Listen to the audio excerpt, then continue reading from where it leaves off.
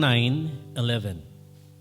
The crowds found out where Jesus was going, and they followed him. He welcomed them and taught them about the kingdom of God, and he healed those who were sick. Jesus teaches for the purpose of liberating people. Nagtuturo ang Panginoong Hesus, talagang pinagtutuunan niya ng lakas at panahon ang magturo. Ito ay upang palayain ang mga tao. Because people need the freedom. People need the freedom to grow. People need the freedom to find meaning and purpose in life. Learning sets the mind free. Kaya gustong-gusto nagtuturo ng Panginoong Hesus. At sa pamamagitan nga ng mga turo ng Panginoong Hesus, gumagaling ang mga tao sa kanilang mga karamdaman. Maaaring yung karamdaman na yun ay kabigatan ng isip, kabigatan ng kalooban. Kaya sa kanyang pagtuturo, lumalaya ang mga tao. There is freedom through learning. At yan ang pag-usapan pa natin sa ating shared reflection ngayong umaga, the freedom in the mind.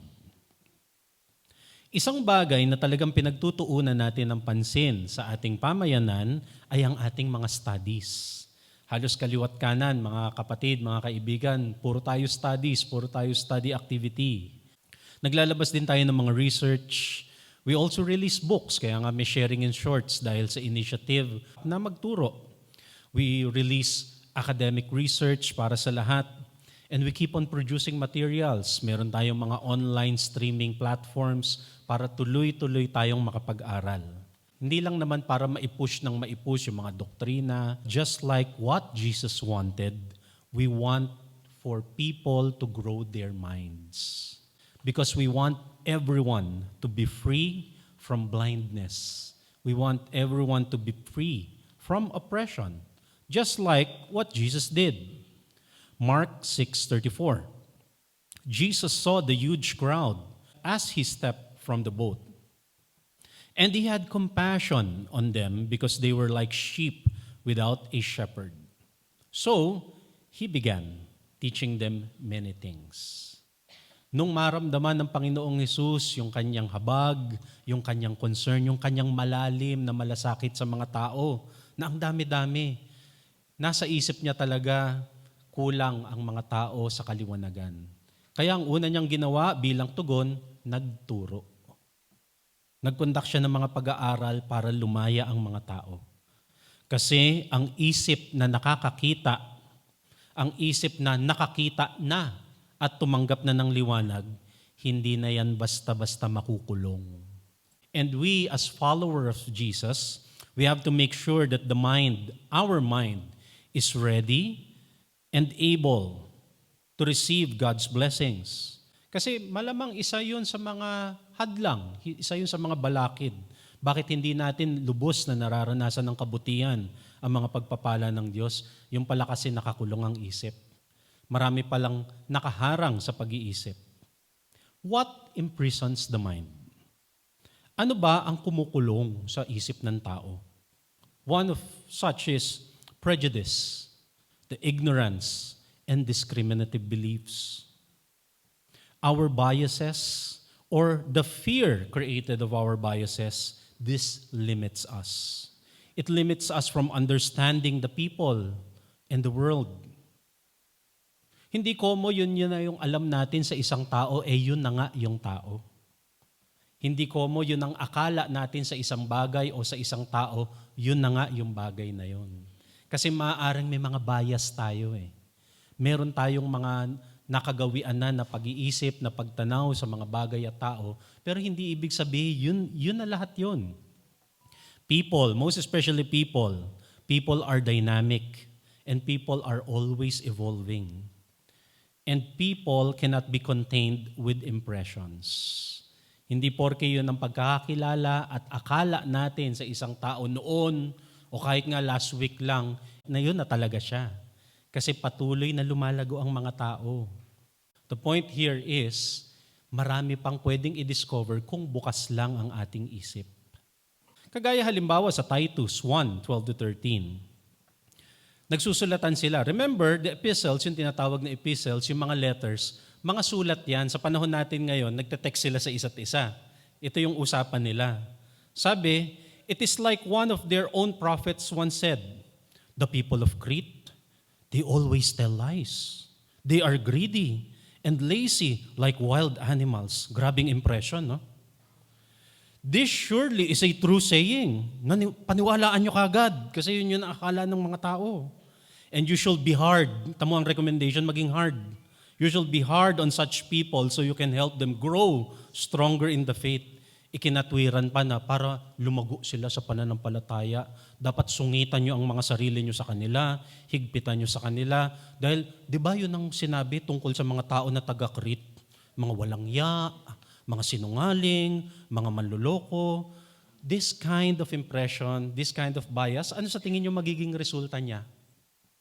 Sa tingin nyo mas lalago ang mga tao pag ganyan?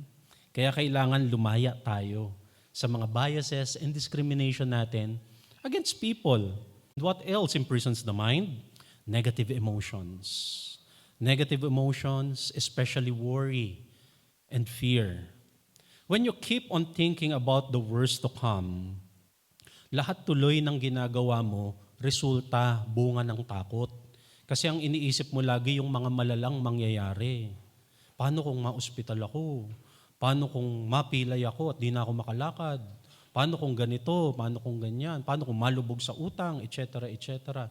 Lahat na lang ng takot pwedeng isipin. Lahat naman posible. Pero ilan ba talaga dyan yung talagang posibleng maganap? Maraming takot resulta ng overthinking. Proverbs 12:25, worry weighs a person down. When you worry a lot, when you fill your hearts with anxiety, with dark thoughts, it will imprison the mind. Because worry weighs a person down. At kailangan na nating isama dito, dapat na nating isama dito yung pag-aalala ng sobra-sobra tungkol sa sasabihin ng ibang tao. Ang lakas makakulong ng isip ng ganyan. Ang tinutukoy natin ay yung hindi ka na makakilos dahil sa sobrang pag-iisip tungkol sa sasabihin ng ibang tao. Yun nawalan ka na ng sariling buhay at ligaya because you overthink what other people might say. And this kind of fear of what people will say, this is a very torturous prison. Hindi lang siya prison, hindi lang siya kulungan, may kasama pa siyang torturer sa loob. Proverbs 29:25, fearing people is a dangerous trap, but trusting the Lord means safety. Kailangan lumaya tayo sa prison na yan by trusting the Lord. And what is the living word of the Lord is saying to us? Ano pa? What imprisons the mind? Pwede ring maka-imprison, pwedeng makakulong ng isip ng tao ang mga oppressive church practices and policies. Pwedeng magkulong yan ng isip, ng puso, ng buong pagkatao. Walang church ang umaamin na oppressive nga ang ginagawa nila. Maraming practice, maraming policies ang church na imbis na magpalawak ng isip, lalong nagiging narrow-minded ang mga tao. Yung mga practice na puro bawal, bawal yan, forbidden. Pag ginawa mo yan, sin. Mga policies, mga nakagawian na titindigan lang basta-basta ng church na, ay basta yan ang paniwalaan mo. Kasi yan ang official doctrine ng church. And this later, itong mga ganitong practice, this would later become the basis of dogmatisms, the basis of superstitions. Pag sinabi mo kasing dogmatism, yung mga paniniwala na, bakit po ganito? Ano po ang basis ng katuroan na ito? Basta. So tuwing nakakarinig ka ng basta, medyo mas kaduda-duda. Kasi dapat, kung truth yan, di ba ang truth mas gusto niyang kine-question siya? Kasi mas willing ang truth na magpaliwanag. Gustong-gusto ng truth na magliwanag siya. Hindi siya takot sa pagtatanong ng mga tao. Ang mga Jews, especially ang mga Pharisee, napakaraming rituals nung kanilang ancient times. Mga paniniwala na oppressive sa tao.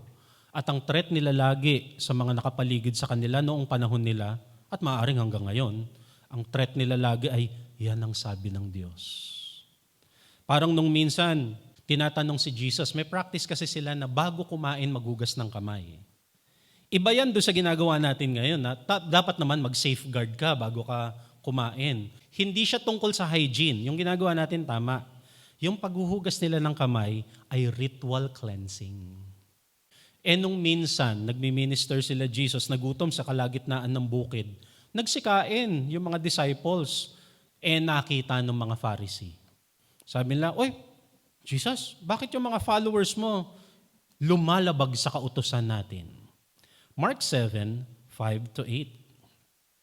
So the Pharisees and the teachers of religious law asked Jesus, "Why don't your disciples follow our age-old tradition? They eat without performing the hand-washing ceremony."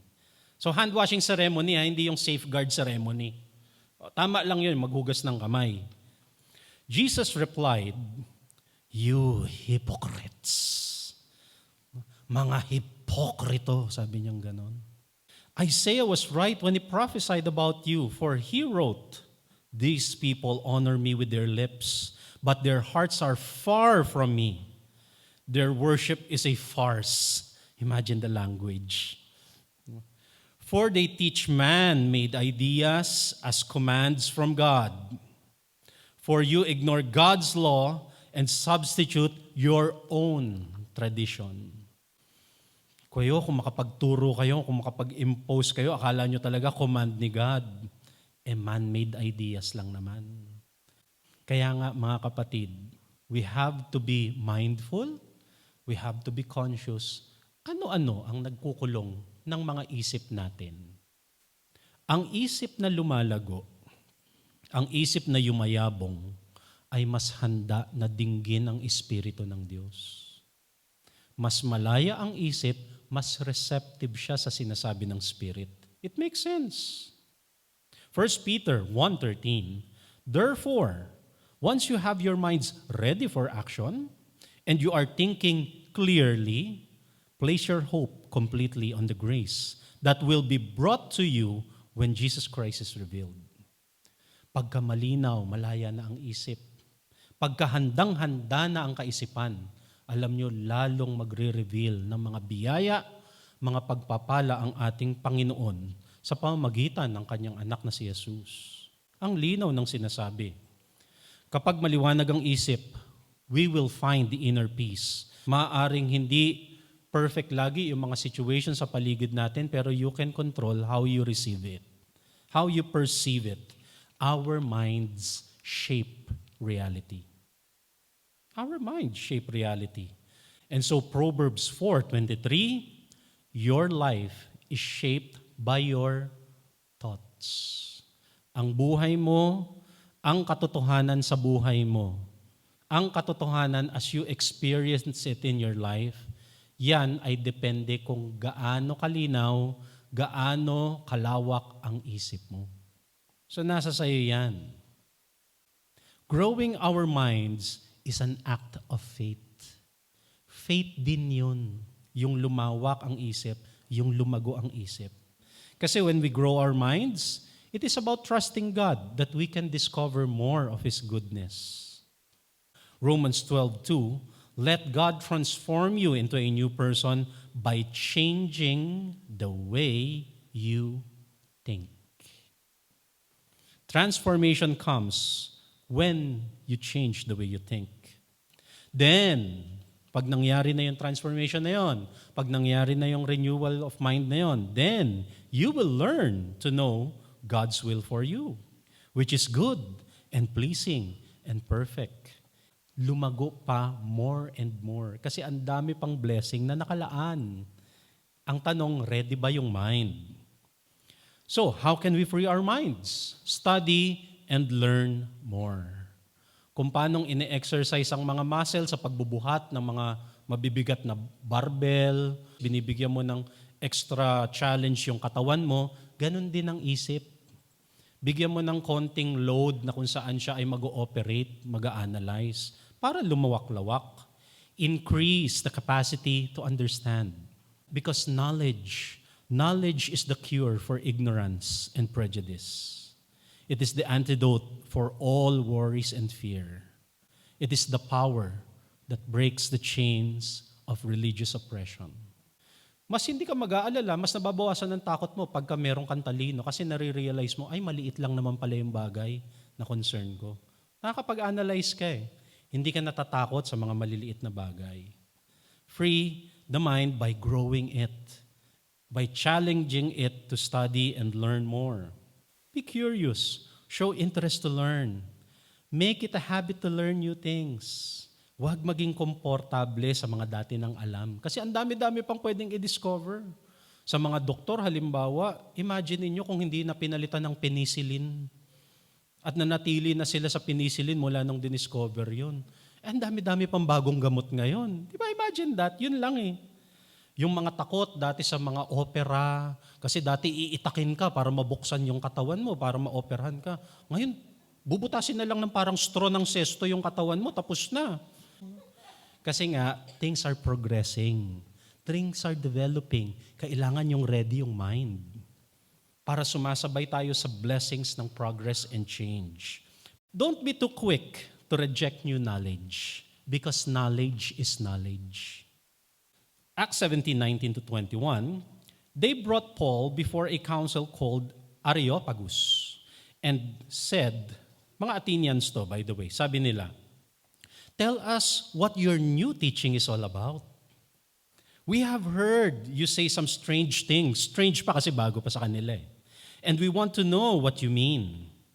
More than anything else, the people of Athens and the foreigners living there love to hear and talk about anything new. Kaya ang tali-talino nung Greek city na yan ng Athens. Kasi addict sila sa learning. Basta new, sige nga, discuss mo lang sa amin. Hindi naman ibig sabihin i-absorb mo na kagad eh. Basta at least, sige, kung bago yan, i-discuss mo nga nang malaman lang namin. So, nag-progress ang Progression City. Tayo, mga kapatid, alam nyo ba kung bakit tayo tinawag mga Protestant Christians?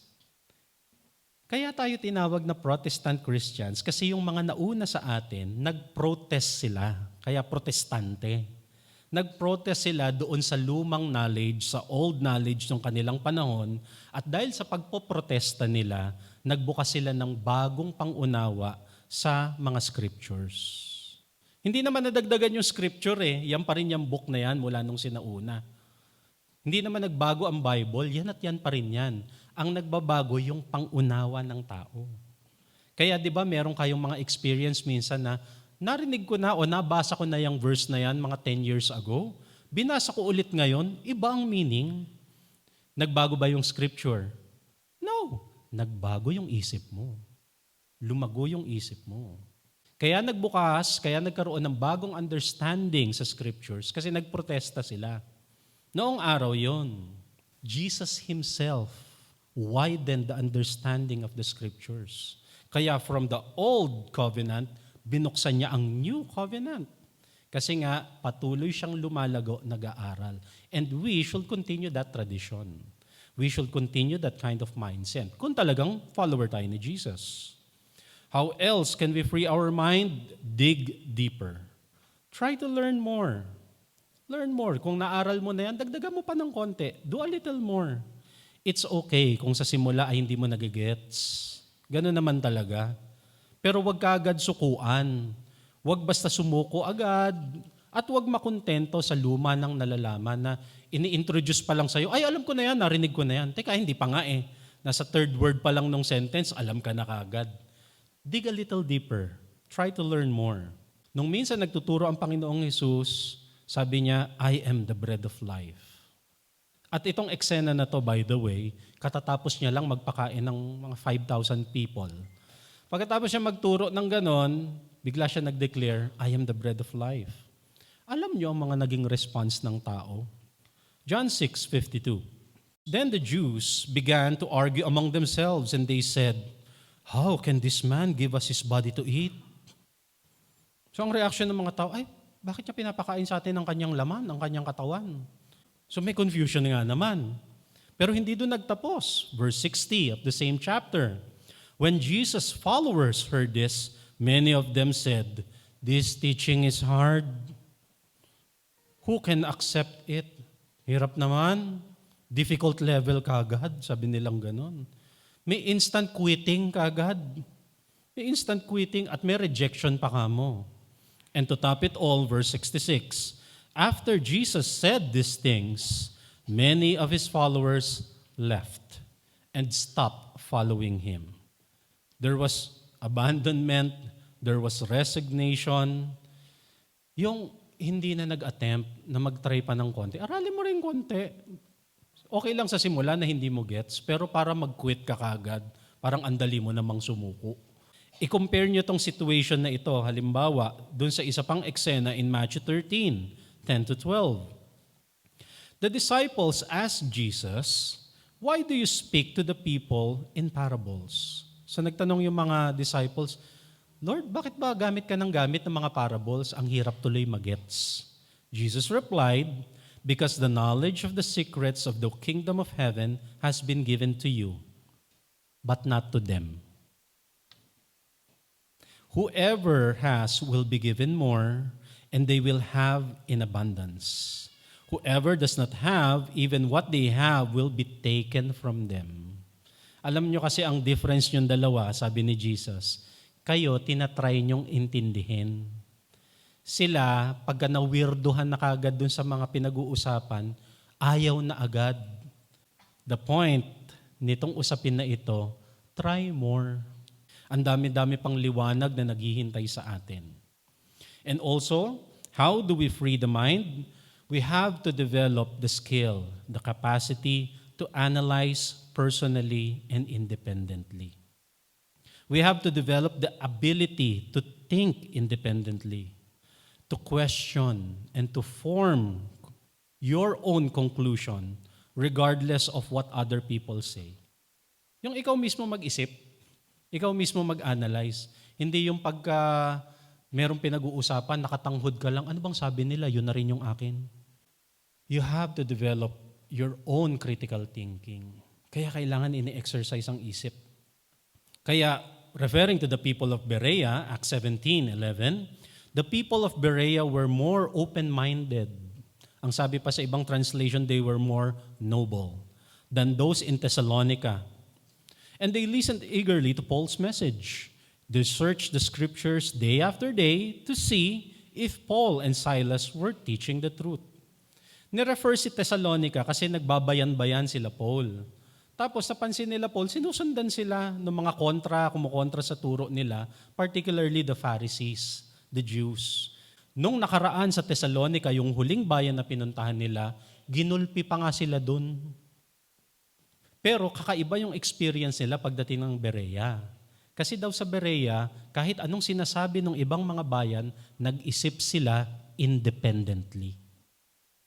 Sila ang nag-analyze by their own selves, ano ba talaga ang sinasabi nitong nila Paul at saka nila Silas. Sila ang nag-decide on their own. Kasi kung malito man tayo, sabi nga natin, pwede naman mag-research. At kung malito ka, sabihin natin malito ka, di Jesus filter. Ano ba sinasabi ng Jesus filter? Diba? Whatever is loving, whatever is kind, di dun ka. 1 John 4:1, "Dear friends, do not believe everyone who claims to speak by the Spirit." Kasi meron din naman talagang nagtuturo na sasabihin Jesus or Jesusness pero hindi pala. So you have to test. You must test them to see if the Spirit they have comes from God. For there are many false prophets in the world. False prophet, ang ibig niyang sabihin dito, yung dala-dala nilang brand, Jesus, tapos hindi naman pala maka-Jesus. Kaya testingin mo rin. Jesus teaches for people to experience freedom. The freedom to grow. The freedom to find a meaningful life. The freedom to have a purpose in life. Marami pa tayong hindi natutuklasan. Bagaman marami na tayong natutukoy sa ating mga pag-aaral, pero sino ang talagang makakatalos sa kabuuan ng Diyos? Ang dami-dami pang pwedeng i-discover na kabutihan, liwanag at kapangyarihan ng Diyos sa ating buhay. Mark 1:27, nung nagsimula magturo ang Panginoong Yesus, sabi ng lahat, everyone was completely surprised and kept saying to each other, "What is this?" It must be some new kind of powerful teaching. Even the evil spirits obey Him. Ano to? Sabi nila, nung nagsisimula ang Panginoong Yesus, ano to? Bagong teaching. May kapangyarihan, may authority, may power. The purpose of learning and teaching in the ministry is never to be witty. It is not to be popular. It is not even to have a big church. Baka kasi ang laging nasa isip ng mga tao ay nagpaparami, nagpapalaki. Hindi naman yun ang purpose. Ang talagang pakay natin ay lumaya ang ating isip tungo sa liwanag ng Panginoong Yesus. Kaya nga even in our approach, ang approach natin sa mga pagtuturo, we never do spoon feeding. Ikaw mag-isip, ayan ang mga verses, ayan ang mga points, tapos research mo on your own. Ikaw ang magtukla sa sarili mo. Our approach is always to enlighten, to help people appreciate. The more we teach, the more people should appreciate the Spirit of the Lord. The more people appreciate, the more people understand. The more people seek their own way. Yung sila ang maghanap sa sarili nila. Lahat tayo may spirit. Because our lives, our bodies, sabi pa nga sa Bible, this is the temple of the Lord, di ba? God is residing in each one of us. When you accept and believe in the Lord Jesus, then the Spirit of the Lord Jesus is in you. Right? Then therefore, meron ka ring spirit na yon. And once you have that spirit, ikaw ay nakalaan para lalong lumago, lalong tumanggapan ng maraming pagpapala. Yes, nakalaan yon sa bawat isa sa atin. Colossians 3:10. Mga kapatid, mga kaibigan, now you are wearing a new life. A life that is new every day, day by day. You are growing in your understanding of the one who made you. Dahil nasa inyo ang Espiritu ng Panginoon, mas nauunawaan nyo ng husto ang inyong manlilikha, the Creator. And you, most especially, each one of you, you are becoming more and more like Jesus. Kaya lawakan pa more, try pa more, grow pa more. Kasi ang dami-dami pang blessing na nakalaan para sa bawat isa. At lahat yan, gawin na natin, panghawakan na natin, tanggapin na natin sa pangalan ng Panginoon Yesus.